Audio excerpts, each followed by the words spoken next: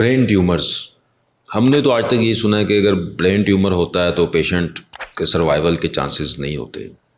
Sir kindly एक तो ये बताइए कि ब्रेन ट्यूमर्स की टाइप्स कौन कौन सी हैं और कौन कौन से जो ब्रेन ट्यूमर्स हैं वो सर्जिकली ट्रीटेबल।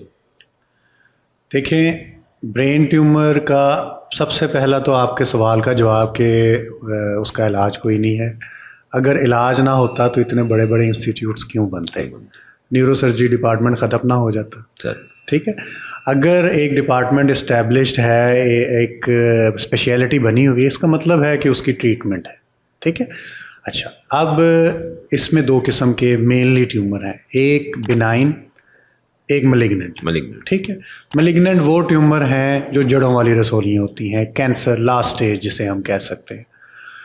दूसरा बिनाइन जो बग़ैर जड़ों वाली रसौलियाँ हैं, जिनका एक दफ़ा आपने ऑपरेशन कर दिया, बात ख़त्म। ज़्यादातर चांसेस हैं कि दोबारा वो नहीं होगी अगर वो अच्छी तरह निकल गई है। ठीक है, अच्छा, अब कैंसर की तरफ आ जाते हैं। पहले जिस तरह किसी भी जिस्म के हिस्से का कैंसर होता है, कैंसर होता है, उसने मरीज़ की जान ले लेनी है। ठीक है, न्यूरोसर्जन का काम ये होता है कि कैंसर के मरीज़ को जितनी उसकी ज़िंदगी है एक बेहतर ज़िंदगी देने की कोशिश करें, जिसमें के मरीज़ के सिम्टम्स, जिसमें कि सर दर्द, उल्टियाँ, फालज, मिर्गी, इस तरह के सिम्टम्स बहुत कॉमन हैं, वो कम से कम हो। न्यूरोसर्जन का ये रोल है। इसके साथ एडिशनल मोडेलिटीज़ होती हैं, जिस तरह शुआएँ होती हैं, ऑन्कोलॉजिस्ट उसमें इंटरवीन करते हैं, कीमोथेरेपी है और रेडियोथेरेपी। ठीक है, अच्छा, अब इसमें सर्जरी का रोल कितना है? सर्जरी इसमें कैंसर वाले मरीज़ों में जो की जाती है उसमें दो पर्पज़ हैं। एक साइटो रिडक्शन, ताकि उसकी शुआएँ उसको मैक्सिमम असर कर सकें कम से कम ट्यूमर पे।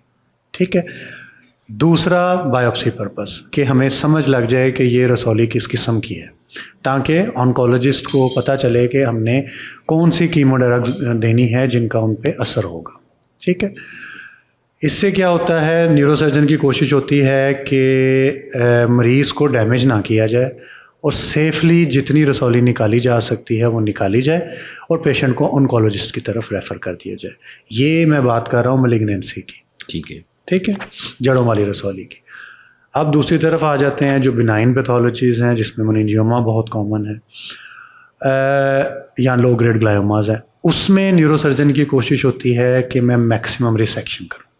ठीक है, नियर टोटल, सुप्रा टोटल, इस तरह की रिसेक्शन की तरफ जाए ताकि उसकी रिकरेंस ना हो। ठीक है, और यूजुअली बिनाइन पैथोलॉजीज़ में अगर आप उसकी रिसेक्शन अच्छी कर देते हैं तो वो दोबारा नहीं होते और पेशेंट क्योर हो जाता है for the rest of his life. और अराउंड 50% to 55% पेशेंट्स में बिनाइन पैथोलॉजीज़ होती हैं। ठीक है, तो इसको प्रॉपर डायग्नोज करना और उसका प्रॉपर बंदे के पास जाना जिसकी एक्सपर्टीज़ हो इसकी सर्जरी में या इसकी ट्रीटमेंट में, उसको चूज़ करना बहुत ज़रूरी है। सर कौन कौन से जो ट्यूमर्स हैं वो रिसेक्टेबल हैं? देखें, रिसेक्टेबिलिटी का मतलब ये, हम जो न्यूरोसर्जन लेते हैं वो लोकेशन वाइज लेते हैं जी। ठीक है, अब जिस तरह दिमाग का वो हिस्सा, जिस तरह ब्रेन स्टेम है, उसमें आप अवॉइड करते हैं बहुत ज़्यादा सर्जिकल इंटरवीन करना। ठीक है, लेकिन जो आपके लोबार लीजन्स हैं जो टॉप पे पड़े हुए हैं या फ्रंटल लोब में हैं, ऑक्सीपिटल लोब में हैं, प्राइटल लोब्स में हैं, जो कि सर्जिकली बहुत ज़्यादा दूर नहीं पड़ते, जिनको सर्जरी करने से आप एडिशनल डैमेज नहीं करते, ठीक है, वो रिसेक्टेबल। इस तरह पोस्टीरियर फोसा ट्यूमर्स हैं, उसमें वो भी आपकी रिसेक्टेबल होते हैं। ठीक है, तो सर जो ब्रेन ट्यूमर्स पोस्ट सर्जिकल, इसमें सर कितनी देर बाद या कितने चांसेस होते हैं कि जो सर्जरी एक तो सक्सेसफुल हो, इसका जैसे हम इसे कहते हैं प्रोग्नोसिस, क्योंकि लोग तो ब्रेन की सर्जरी कराने से बहुत डरते हैं। लोग अगर कोई सर्जरी का नाम ले, ब्रेन, यहाँ पे तो वैसे ही खैर सर्जरी से बहुत डरते हैं, और ब्रेन की सर्जरी शायद पाकिस्तान में ये समझा जाता है कि ये कामयाब ही नहीं है। तो इसको आप कैसे हमारी ऑडियंस को गाइड करेंगे कि भाई ब्रेन की सर्जरी भी होती है? अब देखिए, सर्जरी के success rate overall more than 95% है सबसे पहले ब्रेन सर्जरी। यस, अच्छा, ठीक है, इन एक्सपर्ट हैंड्स 95% सक्सेस रेट होता है। अब उसमें case selection, surgeon selection, hospital selection, ये बहुत इंपॉर्टेंट है। एक तो आपकी सर्जरी उस हॉस्पिटल में होनी चाहिए जहाँ पे फैसिलिटीज़ अवेलेबल है, ठीक है। अब फैसिलिटीज़ का मतलब पोस्ट ऑपरेटिव आईसीयू, फिजियोथेरेपिस्ट और ट्रेंड स्टाफ जिसको के न्यूरोसर्जिकल इश्यूज़ का पता हो, ठीक है। ठीक है। उसमें डॉक्टर भी है, उसमें स्टाफ नर्सेज भी हैं, उसमें फिजियोथेरेपिस्ट भी हैं, ठीक है। तो इन लोगों का बहुत रोल है। तो selection of case by a surgeon, selection of a surgeon by the patient, by the patient, ठीक है, and selection of the hospital by both surgeon and the patient, ठीक है, ये बहुत इंपॉर्टेंट है। अगर ओवरऑल मैंने बताया जिस तरह के 95% रिजल्ट्स अच्छे हैं।